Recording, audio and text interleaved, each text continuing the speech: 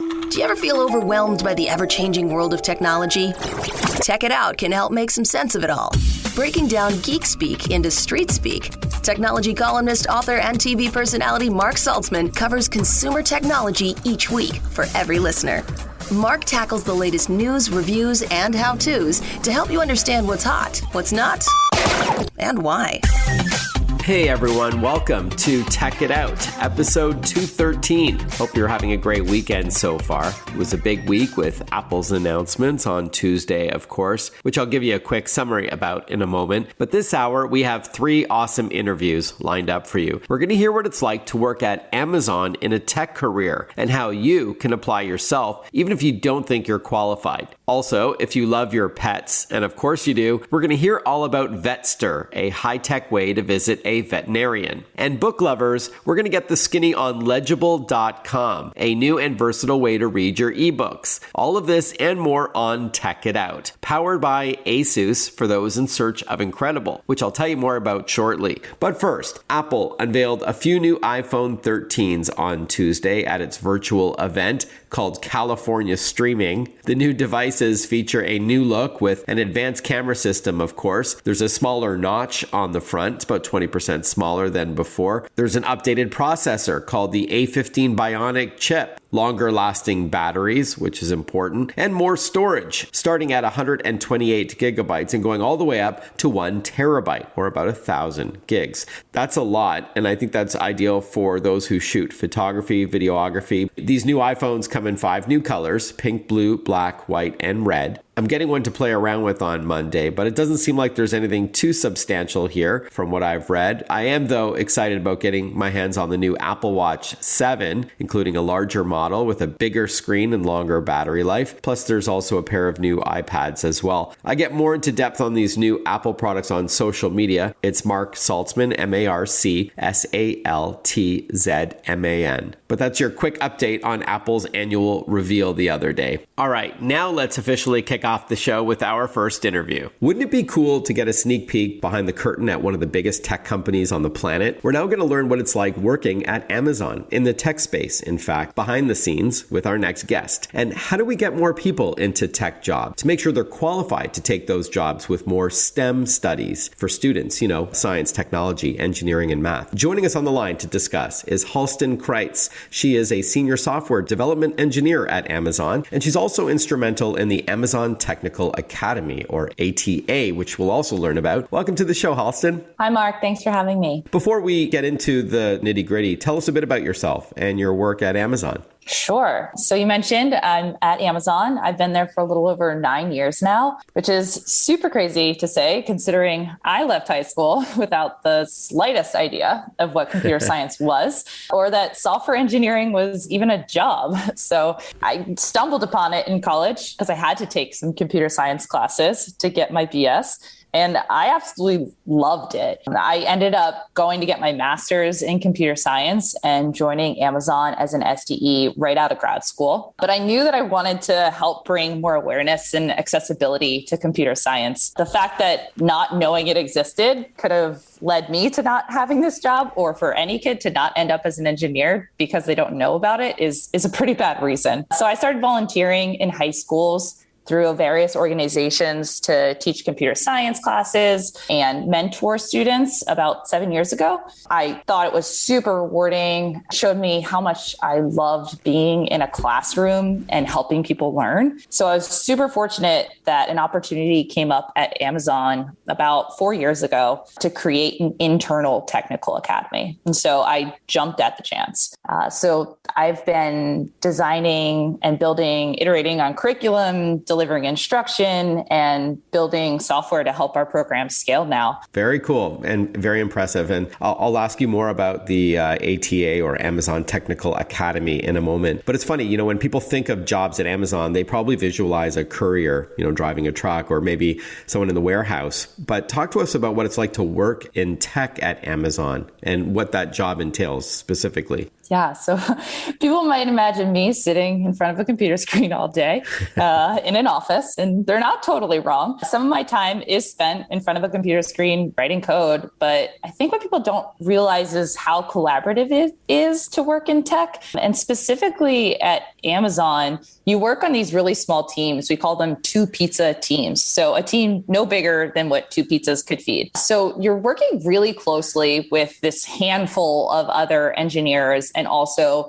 your product managers and operations teams and marketing teams. So much more of our job as technical employees at Amazon is really spent brainstorming and discussing, designing, like, how are we going to build this new product? How are we going to release this new feature? What does the software look like? How do we test it? And so that's what I've really loved about being at Amazon is I've always felt really connected to the products I'm building and on behalf of the customers that I'm building them for. Mm-hmm. So it's been a ton of fun, and I just really enjoy that collaborative, fast-paced environment that Amazon offers me. I'm sure a lot of our listeners are Amazon shoppers, or they own an Amazon device like a Kindle or an Echo speaker. Is there any one feature or platform that you've contributed to that we would be familiar with?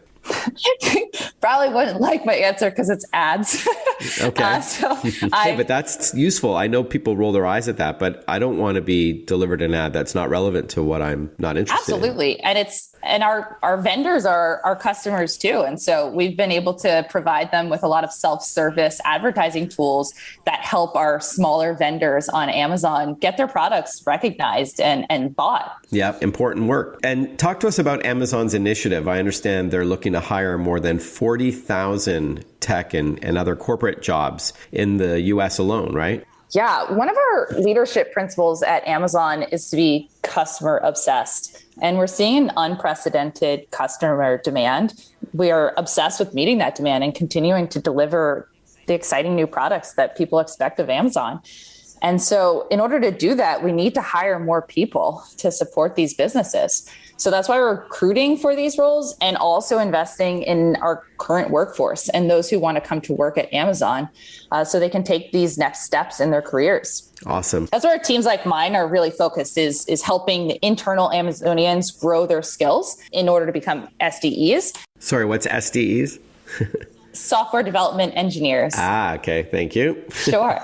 We're also working with external coding schools like Lambda School, Kenzie Academy to build out learning pathways for non-Amazonians to make this same career switch into software engineering. And I also understand Amazon is hiring more than 55,000 people globally as well, which is also very impressive. We are chatting with Halston Kreitz. She is a senior software development engineer at Amazon, a self-professed Amazonian. Ironically, didn't even know that she was going to get into coding, and she's now talking to us about her work at one of the world's biggest tech companies. And you also mentioned Amazon Technical Academy. Can you tell us a bit more about that now? So ATA is a training and job placement program, and we equip non-technical Amazonians with the essential skills to transition into and thrive in software engineering careers. So when we say non-technical, we mean you do not need to have a background in computer science or really any degree to get into ATA. But it is a full-time, tuition-free training program that takes about 9 months. And our goal is to land people in SDE roles across the company. And so we've been really successful in doing that. 98% of our graduates have been placed in SDE roles at Amazon and all over the company. So they are not all making ads. Some of them are building shopping experiences at Alexa. Some of them work in our worldwide operations network or Amazon Web Services. So we're putting them out there across the company. Awesome. So, because, for years we've been telling and encouraging kids to get involved in STEM studies, the science, technology, engineering, and math, but isn't always the right path. You can still end up doing a similar job in IT without even having that kind of a science-based background. In fact, you may even have some skills that will lend itself to being a successful engineer that you would welcome at the company as well. Absolutely. I think more and more jobs are becoming focused on technology, and STEM education is absolutely on the rise, and it is helping grow a new crop of engineers. But we need them now in order to be able to help people grow their careers and to help Amazon continue to build and innovate. And so that's why it's become such a priority for Amazon to provide these technical training skills. We know that access to training like this can have really positive long-term impacts for our employees and also our customers. All right. So it's called Amazon Technical Academy, or ATA for short. To apply, is there a website that you would recommend to see if you qualify, how long it takes, as you touched on, and any other information that could be helpful? Sure. For our ATA program, you can check out aboutamazon.com/upskilling2025 to learn more there. And you can visit amazon.jobs to learn about any opportunities at Amazon. Halston, it's been great chatting with you. Congrats on your successes at the company to date. And thanks for carving out some time to chat with us about IT jobs at Amazon and the Technical Academy as well. Thanks again. Thank you. Speaking of tech, this show is powered by ASUS. For those in search of incredible, ASUS creates technology for today and tomorrow's smart life. And that includes its line of award-winning laptops and desktops, monitors, tablets, smartwatches, smartphones, and much more. For those in search of incredible, visit asus.com/US/radio for more info. That's asus.com/US/radio. When we return on Tech It Out, we're going to learn all about Vetster. This is a virtual visit to a vet, so remote healthcare, but for your beloved dog or cat or other pet. So we're going to learn how this online video platform works. When we return, you're listening to Tech It Out on the Radio American Network. We'll be right back. Listen to Tech It Out whenever you want. Find the Tech It Out podcast at iTunes or wherever you get your podcasts.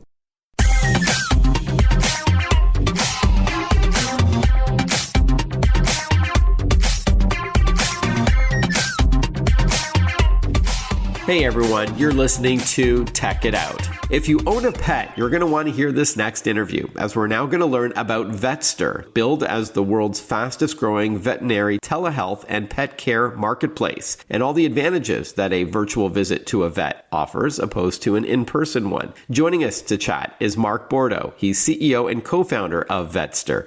Welcome to the show, Mark. Good to chat with you. Really nice to be here, Mark. Sure thing. Now, before we talk about Vetster and you let us know what the platform is all about, is it true that there is a shortage of veterinarians out there? And if so, what do you attribute this to? It's an unfortunate circumstance, but it is absolutely truthful and factual what's happening in the veterinarian industry. There's been a major boom in pet adoption that started at the beginning of the pandemic. Mm-hmm. And as a result, it's become increasingly more difficult to get an appointment with an in-clinic vet. We are seeing messages come in through our systems, people either unable to get into a veterinarian, unable to see their own vet for days or weeks when they need them. It is a problem that is widespread across North America, but also emergency clinics have been absolutely overwhelmed by the spike in pet adoption that we've seen over the last year and a half. So with that in mind, Mark, it's been said good technology solves a problem. So how does Vetster solve this issue? Mark, we're so happy to be doing something where we can use our technology skills to really help pet parents globally and, to start with here in North America. We have decades of experience in building tech marketplaces, and we've taken that experience and we've applied it to a marketplace in the veterinary field where we're assisting all different types of pet parents. When we think about pet parents, I always like to say it's not just cats and dogs. We're seeing birds, reptiles, hamsters, bunny rabbits, horses, all kinds of different pets on Vetster's platform. And we're able to use our technology to connect veterinarians, licensed veterinarians, with pet parents across North America and really help them get timely appointments when they, for a number of different use cases. I don't only like to use the one when they can't see their current vet, but they could be traveling, they could be stuck at work, they could be a holiday, they may not want to or be able to afford the price that their in-clinic vet would charge. There's a number of different use cases and why people would turn to telemedicine appointments as opposed to going to their vet. But we're able to use our technology, I guess, to answer your question, to really match up these two groups, pet parents and veterinarians across North America. All right. So it's a veterinary telehealth solution. So I'm assuming it's like a remote chat with a vet from the comfort of your home, or as you said, an office or maybe a hotel room if you're traveling. But is it handled over text, audio, or video? We have an incredible video platform that we've built for custom video appointments with live veterinarians. Okay. Is the vet seen as well, or the vet is only looking at the pet parent and their pet with them, presumably? No, the easiest example would be any one of the teleconferencing softwares that we commonly use, be it Zoom or Google Meet or anything. Sure. The actual appointment is not a whole lot different from those, except that we've added in a number of custom features to make the appointment mimic an in-clinic appointment. Can you talk to us, Mark, about some of those features that are sort of unique to a vet visit? Absolutely. One of my favorite parts about the actual appointment is the medical record. This is a full medical appointment. So you can expect to be met by a licensed veterinarian, and then all the different types of features that you would hope to have, including the ability to upload photos, videos, any sort of diagnostics that you may have, be it a lab result or an x-ray or anything like that, can be uploaded ahead of the meeting for the veterinarian to review. Post-meeting, the veterinarian will write a full, complete medical review and report of the appointment. That report is really important for the pet parent. They can download it, they can share it with their in-clinic or home veterinarian, and they can use it as reference in the future for any appointment that they may have. So throughout the appointment, it's not only built on really great backbone of Twilio, actually, and great technology, but it's customized to mimic the in-clinic appointment. And then at the end of it, you get a full summary and full report of what transpired in the appointment, the conversation that you had, as well as where applicable, the diagnosis and the next steps. Got it. Mark, can a veterinarian really diagnose virtually? Unlike a physician, for a person, which may, they want to feel your glands, they may want to look down your throat. What are some of the challenges with doing this virtually with pets? It's a very common question, and thanks for asking that, Mark. Human telemedicine is something that over the past 2 years, and even probably before that, has really gained a lot of traction. So many humans are turning to telemedicine to meet doctors, to get diagnosed and fill prescriptions through human telemedicine. And I think we've seen a lot of the same type of benefits to using telemedicine for pets. The short answer is, first, I'm not a veterinarian, so let's be clear about that. Mm-hmm. But what I have seen through thousands of appointments with our veterinary partners, they're amazing at what they do. And there's commonality in the diagnosis and symptoms of these patients. So while the pets can't talk, communication is really paramount for a great telemedicine appointment. And as long as the veterinarian and pet parents can communicate effectively, they're going to get to the right diagnosis, and the course of action will likely be the same, be it in clinic or through telemedicine. More with Vetster when we return. Want to follow Mark? Google him. Mark with a C and Saltzman with a Z.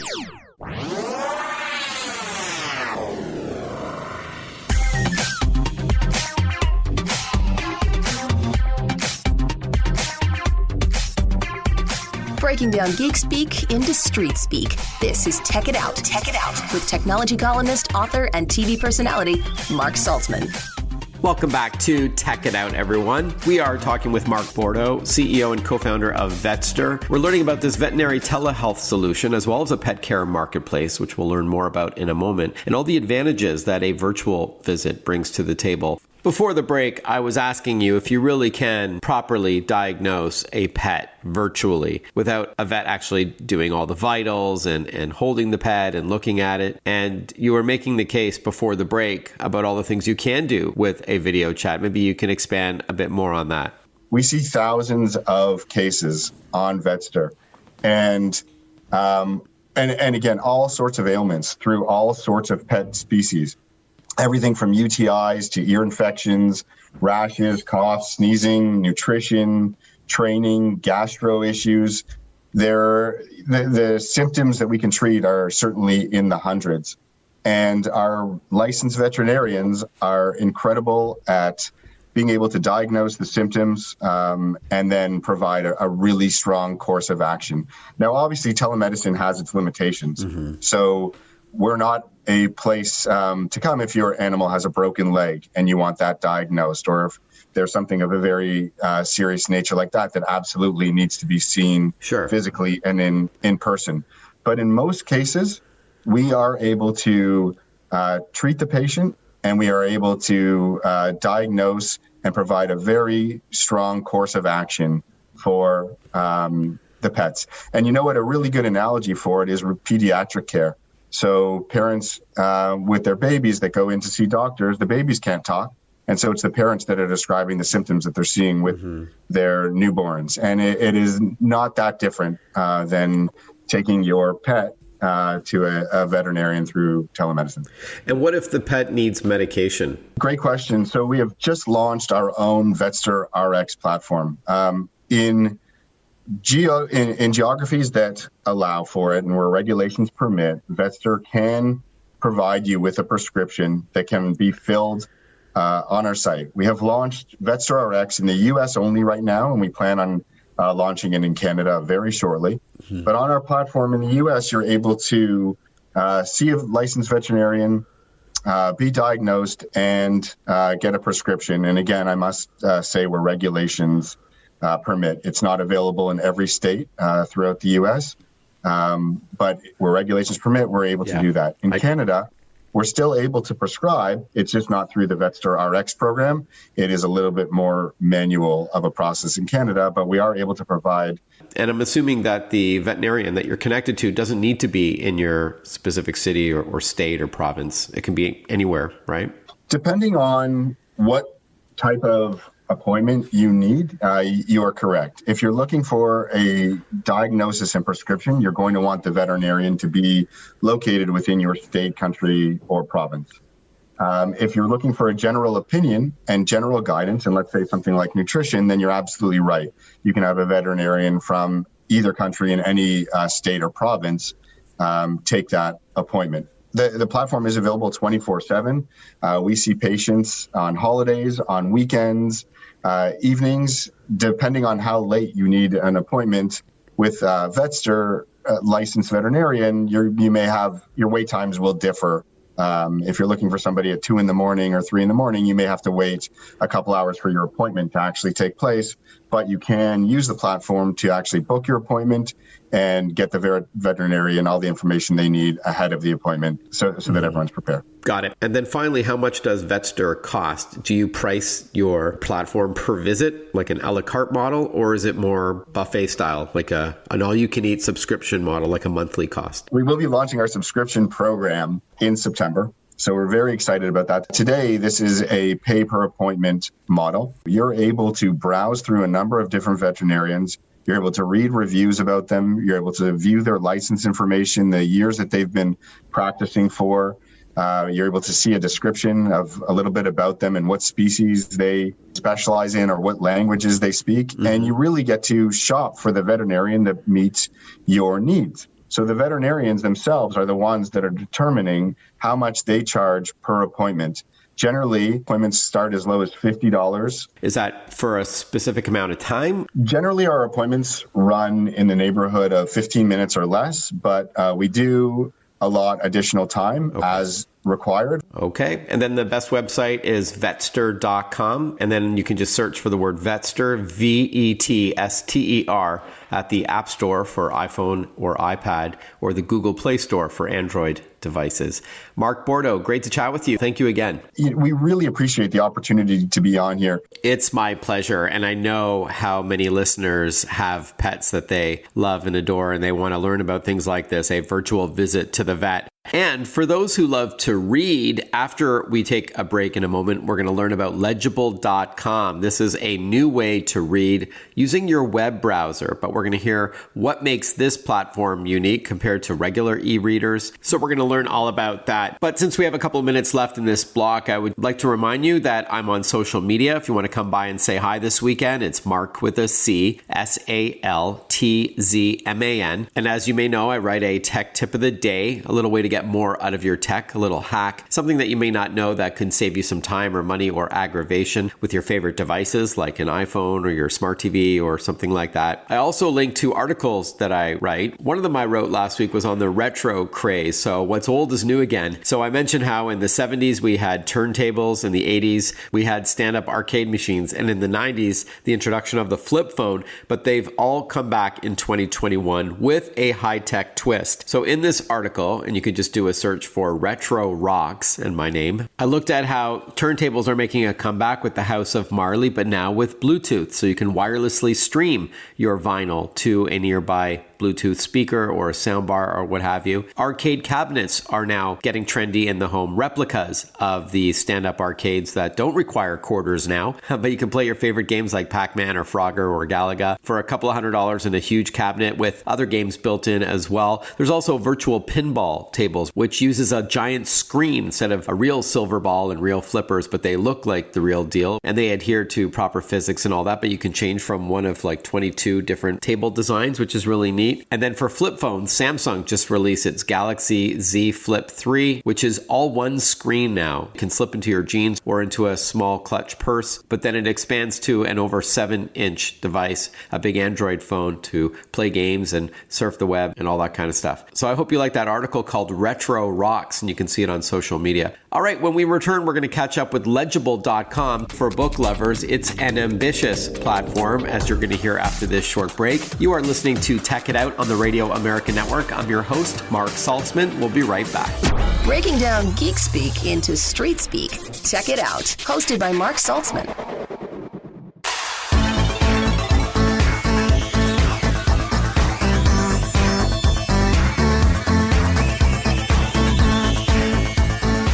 Welcome back to Tech It Out. This show is powered by ASUS. ASUS creates technology for today and tomorrow's smart life, and that includes its line of award-winning laptops. There's the ZenBook family, which is all about innovation and cutting-edge design. The VivoBook family, super colorful, great all-around PCs. There's the ExpertBooks for more of a business-grade laptop. Chromebooks, ideal for students, thin and light, fast boot up times, and secure. And ROG, or Republic of Gamers brand of laptops for extraordinary gaming performance. Head over to asus.com/US/radio for more info. That's asus.com/US/radio. If you like to read, there's never been a better time to be alive. Not only could you order a book to your door, but you can also download an electronic book or ebook to read within seconds, or even read them in your web browser on virtually any device, anywhere. As we're going to learn about now with a company called legible.com. Their goal is to make reading and publishing simple and accessible to all. Joining us on the line is Callie Hainsworth, CEO and founder at legible.com, based in beautiful Vancouver. Welcome to the show, Callie. Thank you. It's good to be here, Mark. Why don't we start right from the top? What is legible.com all about? Legible.com is a browser-based online global publishing and reading platform that seeks to bring access to millions of books to billions of people around the world. All right. So someone's listening to this. They love reading. Do they log on to that website and then buy or rent a book? Walk us through the process, please. Absolutely. Right now, legible.com is a purchase-only or a la carte store. Mm-hmm. We're introducing a subscription service shortly, as well as rental, as well as read free with ads. But Legible, it's so easy to access books on Legible. You can access any book on our site using any device on any browser in about 3 clicks, actually, or 3 taps of your finger. Our primary goal in Legible is to make reading accessible as possible. So in the way that you have Spotify, for instance, for accessing your music, and you have Netflix for accessing your films, you have Legible now for accessing your books in roughly the same way. All right, so it's on demand and all that content lives in the cloud. And because a book is, generally speaking, since it's text, it's a small file, so it does load pretty instantaneously. There's no downloads or anything you have to wait for. It just starts. You pick a book that you want to read, like Sandra Brown's Blind Tiger, and then all of a sudden it just pops up in your browser and you can read it. Absolutely, within seconds. You can add it to your library, start creating your own bookshelves. You can share it with others. We have lots that you can do with that book, but absolutely being able to sit down and read it between devices. You can start it on one device, finish on another device. And in the near future, you'll be able to access your audiobooks directly in the same place as your ebooks as well. That's great. Now, what do you say to those who ask, well, why would I want to read a book in a web browser? I like my e-reader or my tablet, where it's a dedicated app in some cases. We made Legible a mobile-first reading experience. People are already reading an enormous amount on their phones and on their tablets. This gives them immediate access to the world's books through the device they're already using. If they can't afford or don't want to purchase a single-use reading device, they're welcome to use any device they already have to access the books we already offer in a frictionless and accessible way that they should expect in the 21st century. We've really made a meaningful change in the way books are delivered. It's kind of like a carrier change. It's like when we went from renting movies at Blockbuster to streaming movies on Netflix. It's the same kind of change. Certainly somebody can access a book can continue using their single-use reading device, but we're making a proposition change here. What we're saying is for the good of the planet, honestly, accessing books using a single-use device is a carbon-intensive reading process. Whereas we already have devices that we use. Certainly people can continue buying, like iPods in order to use for music, or they can use the phone they already have in their pocket to access all the same music. We're offering the same proposition except for books. And is the experience similar to, say, an e-reader, Callie? Do you use your fingertips to tap or flip through the pages as if they were real? Yeah. Bookmark a page easily. Bookmark, you can scroll, you can do all of those things in Legible. In fact, I would say that we have, and I'm going to say it, this is a strong statement, but I think I can back it up by just the use of it, probably the world's most beautiful and sophisticated reading system for books. That is... It's a bold claim, yeah. It's a bold claim, but we have it. And it's able to render books the way they're supposed to. So you asked a minute ago about whether people can continue using their app or continue using books. Certainly they can for a little while. Eventually, they're going to have to switch over, just like everybody did with music, from buying to streaming, or most people will. You can still buy books, of course. But the thing is that those apps use a very outdated code base. Our reading system uses modern web code bases, which means if you can do it on the web, you can do it in a book in our browser-based reading system. So we really do offer books in beautiful ways, the way they were meant to, and have never had an opportunity to shine before.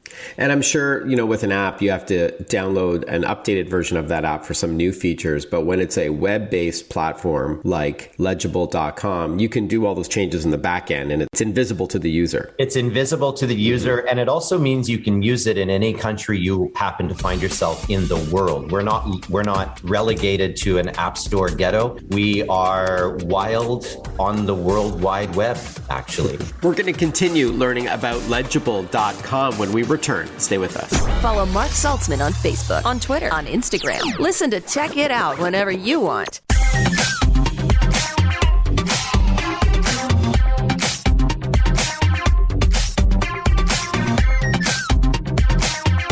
We are chatting with colleague Hainsworth. He is the CEO and founder at legible.com. This is a web browser-based book platform that lets you buy or rent books and read them on virtually any device. And I'm going to ask you about book selection in a moment, because I would think that's really important for a book lover to adopt your platform. But just going back to some of the other features that we are now used to with dedicated apps or maybe an e-reader, the ability to change the font style and size, changing the margins to suit your interests, tapping on a word to get a dictionary definition, you can do all that? You can do that. There are some things that are still in process. We'll have those coming out soon. Our reading system, which, as I said, and I'll say it again, is really the most beautiful reading system you can access a book on, is only just beginning. We are just coming out of beta. So you can only imagine what it's going to be like in a month or 2 months. We will have annotation features, sharing features, and so much more.